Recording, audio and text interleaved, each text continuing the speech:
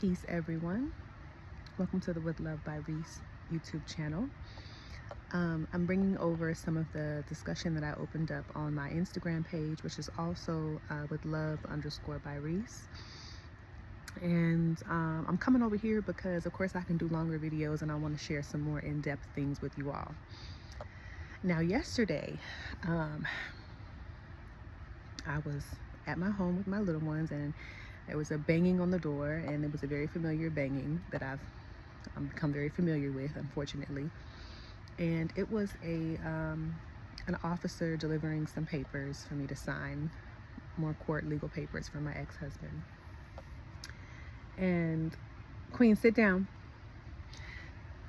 And on my reel that I posted, I just was saying how when people who are not truly happy with themselves or with their life, when they're not healed or not doing that work to heal and move on and release, they oftentimes don't have another way of surviving if they don't use somebody else's energy or use somebody else's circumstance to elevate their own, to make themselves feel better about themselves. And that is what I've been going through. That is the type of dynamic and relationship that I've had the past 10 years with my ex-husband as far as our co-parenting goes.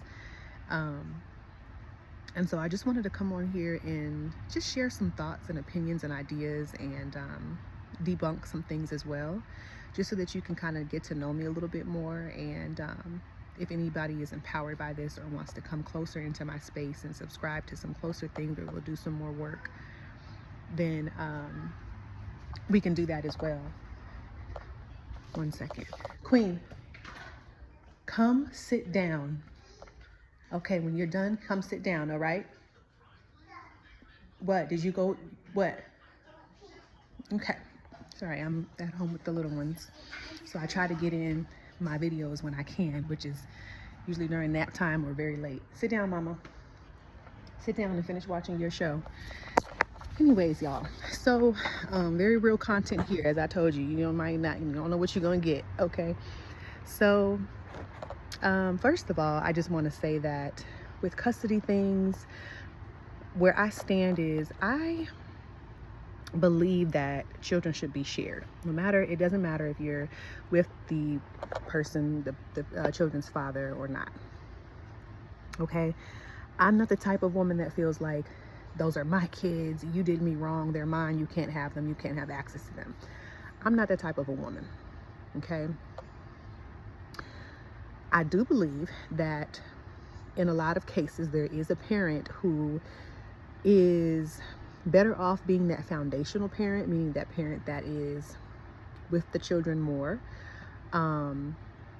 It's not a bad thing. I just think that most times, in most cases, unfortunately, if the parents can't be together, they can't live together, and they're not together anymore, there is one parent that is usually more ideal for the children at certain parts of their life. Okay, now there's different type of situations that we have here. There's a type of situation where the daddy does not want to be involved, and women are like, they feel hurt by that, as they very well should. They're like, the dad doesn't want to be involved, he don't want nothing to do with them. And women are like, where's the help? Where you lay down with me, so where you just gonna disappear? You just get the right to disappear and I have to raise these children by myself? There's that, right?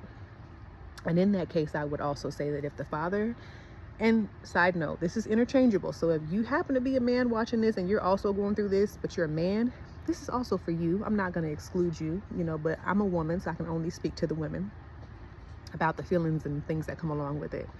So, in the situation where the father doesn't want to be involved, I believe, and this is just a belief of mine, it's not the truth of all things, I believe that it is okay and healthy for the woman to work on just letting go and letting him be. Let that man go. You can't make no man want to be involved with his children. Life will show him. And there's the child support thing, which is a whole nother web of drama. But if that man don't want to support his children and he doesn't want to be involved in his life, in their life, my sister, move on. Move on and let it go, because the sooner you release that, the sooner you can invite in somebody who will support you and love you the right way, and your children. Okay? I also believe that in that case, it is toxic for the man to be involved, jumping in and out. I think that's toxic. I think it's better to just let him be. And if he want to go on about his way, then let him be. You don't want nobody who doesn't want to be involved acting like they want to be involved and have ulterior motives, because that's more harmful to the children and to you. Okay?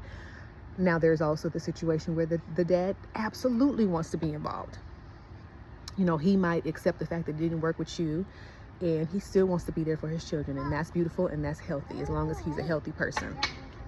Okay, mommy's doing a video, all right? I need you to go inside and just let me finish. Did you hear me? Okay, thank you, mama. I'm gonna get you your snack in a minute. So I think in that situation, that's ideal. You know what I mean? We want that. Well, if you're in a healthy space as a woman, and a mature space that you're able to move on, you're like, yes, I still want the dad to be involved.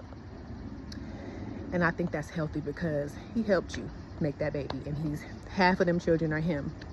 So I love that. Like, if you can find a way to move past all of the little emotional things and the power struggles and the control, and just have somebody involved in your children's life and figure out a way to share them, and you know, I think that's beautiful. And then there's the type of man who maybe wants to be involved in the children's life, but still is holding on to resentment and his own shit, his own unhealed things. And so he makes it difficult, even in being involved. And then he starts to feel entitled, and then he starts to feel like he has something to prove to the children and to himself.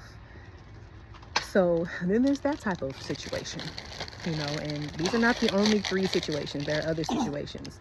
You can open it by yourself, okay? But those are the main 3 that I'm familiar with and that I've seen. And that third one is the type of situation that I'm in. You know, my ex-husband has this thing where he was abandoned by his father, and he was raised by essentially 3 women. He did have a stepfather in his life, you know, but those relationships with men were generally not healthy ones. He didn't have a good outlook and a positive outlook and feeling about the men in his life. And he also, in my perspective, developed some resentment even towards his mother. We're not going to get deep into that, but I'm just putting that there for a reason, because it's important to consider where people are coming from in their life and in their journey. So I'm in the type of situation where the man, my children's father, wants to be involved in their life, but also he has this sense of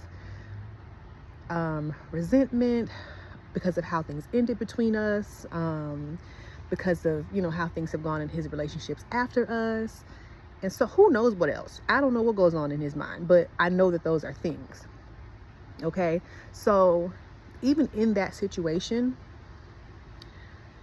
I have worked extremely hard to just let go of my little things and my little feelings about, you know, wanting to even be involved with him, period. You know, and we've overcome that on my end. And I believe that even still, the children very well deserve and are entitled to and should be with their father, regardless of how I feel about him and the things that he has done and how he is. Okay. At this journey, my children are, they just entered into their teenage years. And I shared on my other platform, and I think through my Substack as well, that last year I went through another custody thing where he took me to court, and he was granted full custody of the children. It's a long story. It's a lot of different ins and outs, and, you know, reasons probably why that happened. I still don't have a clear reason. The judge never gave me any type of grounds. There were no grounds. I don't know why she made that decision, because we were sent on our way, and I got the information through an email, essentially, that was the final answer. But once I work through and accepted the fact that this is what I got to deal with in my human form, this is the answer right now, because I There's a lot of other things going on in life. Didn't have a lawyer, didn't have a means to fight, was newly postpartum. With my second baby in this relationship that I'm in, which is the relationship I'm in after my ex that I've been in for the past 9 years with my life partner. So we're growing a family. We're building our family of our own. Queen, mommy's doing a video. So I had to work through just letting that go and letting it be and swallowing a whole lot of everything. No ma'am, go back inside and finish watching you want me to turn it off? Are you all done watching it? Because I'm about to turn it off then. If you're done, give mama a hug and go back inside for a minute while I finish, okay? Go. Be careful out here. There was a storm. There's lots of sticks on the ground. Go sit down. So I worked through the acceptance, and it was gruesome and it was painful to essentially let go and to have this idea that somebody who I don't know, it was a white woman judge telling me what to do with my children and basically taking those rights away from me. So I'm going to share with you the things that I've had to overcome and the lessons that I've learned. That's the intention of this video. And through letting go, where I'm at now is like, I'm not really into fighting necessarily for to have my children, like the custody, like, you know what I mean? At this point, they're where they're at, and they've been there for the past year. Their dad has them for the majority of the time. I get them every 2 weeks. Devastating to me. Devastating. But through the work, I really have I've had to force myself to let go, basically. And so I did. And where I'm at now is I'm very firmly rooted in who I am. And it feels almost like, and I know this is true, that my ex-husband is trying to diminish me and make me feel like I'm not a good mother, because he's even said it in a text, like, oh, now you're the weekend mom. Because those are his unhealed things. He missed out on a little bit of their childhood because he was in the Air Force. And because when we got a divorce, he put his hands on me. So I left with the children, because he did that in front of the children. So I know that a part of him still has a lot of healing work to do in releasing around that and how it ended. And I know that that's also the main reason why he's acting out the way he is, because that work has not been done. But other than, those moments directly after that very traumatic divorce that I went through, we have been sharing these children. It's been a fight because there's been times when we didn't agree on how we were sharing them. But, on the larger, grander scheme of things, I think we've done an okay job in sharing the children. And he's had to be the one to move where I moved because he was in the military. And he had to be where he was ordered to be at a certain time, where I was able to freely go. And so it's a lot to fill in, and I think that eventually I will fill in so much of the story in between. But what I'm getting at is I've come to the point where I don't want people to think that I'm like trying to fight for custody, because at this point the children are where they are, and I think that they'll learn quite a bit, and I think that it's okay for them to be with their dad. Now, what I'm not okay with is there are lots of things that are not right and not fair in the way that he is handling just everything, as far as custody, as far as how we communicate, as far as how we continue to share the little bit of time that I do have with them. And he is making it very difficult on every front from me. He's also pursued me for child support, even though he makes an incredible amount of money. He's married, so they have dual income. I mean, there's so many different things, and I don't want to share too much because we're still in legal proceedings, but it boils down to it ain't right. And I'm thinking to myself, how can somebody continue to do this? Like, try to step on me and bring me down when you now have gotten what you've asked for. And the conclusion that I'm coming to, and that I know to be true, is he's still not happy with himself. And that's what we have to be reminded. When people act this way, when people try to connect with you and try to still control you through whatever way that they can, it's very spiritual. And a lot of it is not personal, it's spiritual. So some of the things that I am learning about my children and about where I stand in their lives as a spiritual woman and as a mother, I'm remembering and knowing that, and I even told my ex-husband this, I said, there's nothing you can do to ever sever the relationship or make me seem like or feel like I'm not a good mother and like I'm not who I am to them. Meaning I have nothing to prove to my children, because let me tell you, my children have been with me since I birthed them out of my womb. We have been through so much together, and the beautiful thing is I know that I'm a good mother because I have raised them wonderfully.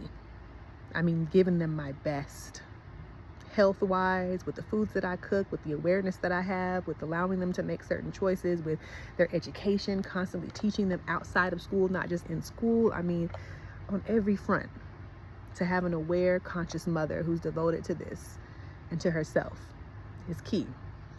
So, I had this thought today, and it was beautiful. It was a beautiful reminder, and this is something that I hope empowers another woman who is going through this. Just to remind you that you are always your children's mother. You're always the mothership. And what I'm realizing now is that as they grow older, the connection in the spirit is what is key. So while I may not be there physically with them through everything as much as I would like to, spiritually we're tapped in, and we will never be severed or separated in that way. A very beautiful thought that I had was when I asked my children, because I tap in with them often and I ask them things about, their past, how they feel, what's going on in their lives. I really do tap in with them, and I ask them, what are some beautiful moments? Like, what are some of your favorite moments from earlier in your childhood? And all the moments that they brought up were times in their life and times in my life when it was hard. And let me tell you why that's beautiful and why I know that I am who I am. Because even through my struggles and the times when I was building myself, rebuilding myself, times when I didn't have it, they had it all. And they didn't know that I was going through what I was going through. I mean, the times that they named, I was in awe, like for real? Like, that's what you remember as a good time? Because mama was going through it. And they had no idea. But it was those were their fondest memories. Like, they remembered times when I would take them to the park, or we would go out to nature and visit wildlife. And I did that because I needed that. I needed to be in nature to ground myself and to help myself through some very hard times. But those were beautiful moments for them. They loved when we stayed with my partner's mom. Like, that was a time when we were looking for a home, and so she all opened up her home and was like, y'all come here so y'all can save money. That was their favorite time. But for me, I was like, I need to get up out of here. I need to get my own space. Like, I need money. And to them, they loved it. They never were able to see or to know that those times were very hard for mama. Get out of there. Get out of there. So I have nothing to prove to my children. We're locked in. They respect me, honor me. They know who I am in their life. And I'm very secure in my place in motherhood and in their life. And I don't know that their father feels that way for himself, that he feels that security. So I think there's a lot of time he feels like he's making up on, and a lot of things that he has to prove or show them. And through that, he feels like he has to hurt me or make me out to be a bad person or like not a good mom or whatever. I don't know. But I am willing that this is empowering to somebody. And as I stated on my other platforms, Queen, mama is still recording, okay? Go back inside. I'm almost done. Thank you for your listening ears. I'm almost done. As I shared, me sharing these things and being vulnerable and opening up really has to do with the calling on my life. I'm really feeling like this is what I'm supposed to be doing because I've been so quiet for so long, because I've been moving through so many heavy things. But now I'm in a space where it's like, you have to speak about it, and there's no shame about it anymore. I have felt shame about this for so long. Like, how could somebody like me be dealing with this? At this stage in my journey and in my life and who I am, I'm still dealing with this. Got a divorce 10 years ago. Why? But as I share these things and as I continue to open up, this has nothing to do with hurting him or putting him on blast or nothing like that. This is all about me and my healing and my rise. And this is about empowering others who also are in this space or who may someday be in this space, so that you can learn from me and not have to walk the same path that I walk, but instead be empowered and be like, oh, sis told me that. I remember that. So that's what this is all about. People have been checking on me, and I want y'all to know that I am well. Okay, I'm growing a life inside of me. I'm protected. I am raising my other 2 baby girls. Every day I'm at home with them. Okay, supporting and loving on my man. You know, we have our own relationship things that we are growing through constantly, and life is beautiful. It may not be easy, it may not have looked easy or been easy, but my God, it's beautiful, and I'm thankful. All right, so thank you for being here with me on this journey. I'm looking forward to sharing so much more about these lessons that I have been learning and these wisdoms that I have been collecting over the years. And this is what healing is about. Okay, so I love you, and thank you again for all of the empowerment, all of the uplifting messages and words, the prayers.